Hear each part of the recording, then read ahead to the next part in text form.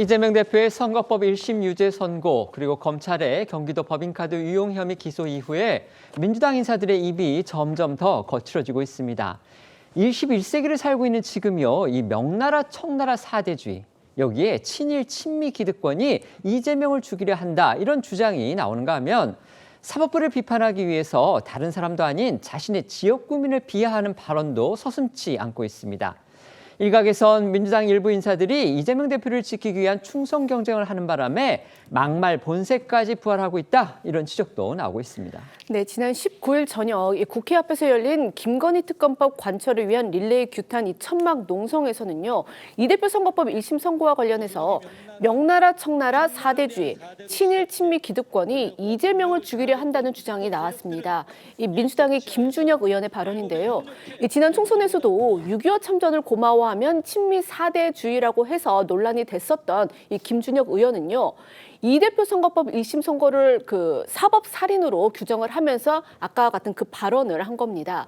먼저 이 김 의원은 이 조선 후기 명나라와 청나라에 대한 이 사대로 시작해 권력과 금력을 장악했던 이 기득권 세력들은 일제치하에서 일본과 협력을 해서 일본인보다 더한 일본인으로 살아가며 이 기득권을 유지를 했고, 다시 해방 세상이 되었을 때는 미 군정에 아부를 하며 이 친미 세력으로 변신을 해서 수많은 토지와 금융자산을 소유하고 대물림하며 현재까지 기득권을 유지하게 됐다고 했습니다.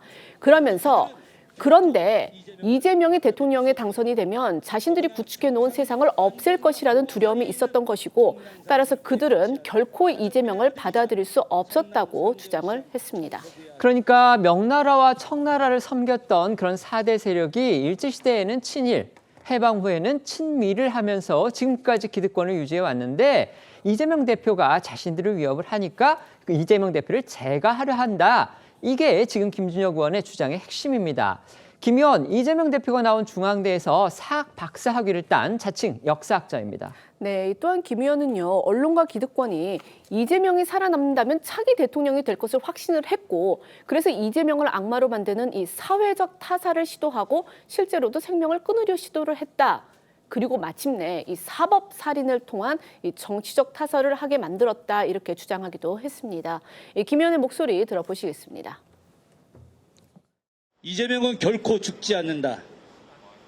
조선 후기 명나라, 청나라에 대한 사대로 시작해 권력과 금력을 장악했던 기득권 세력들은 미군정에 아부하며 친미 세력으로 변신, 수많은 토지와 금융자산을 소유하고 대물림하며 현재까지 기득권을 유지하게 된 것이다. 그런데 이재명이 대통령에 당선되면 자신들이 구축해 놓은 세상을 없앨 것이라고 하는 두려움이 있었다. 김준혁 의원은 자신의 책에서요, 이재명 대표를 이제 정조에 비유했던 그런 일도 있었죠. 또 지난 총선에서 아까 말씀드렸던 친미 사대주의 이 발언뿐만이 아니고요, 이화여대생 성상납 발언, 또 일본군 위안부 할머니들을 폄훼하는 듯한 그런 얘기를 해서 일종의 막말 논란을 빚었습니다. 그 때문에 각종 고소 고발을 당했고, 또 심지어 경찰, 검찰의 수사까지 받았죠.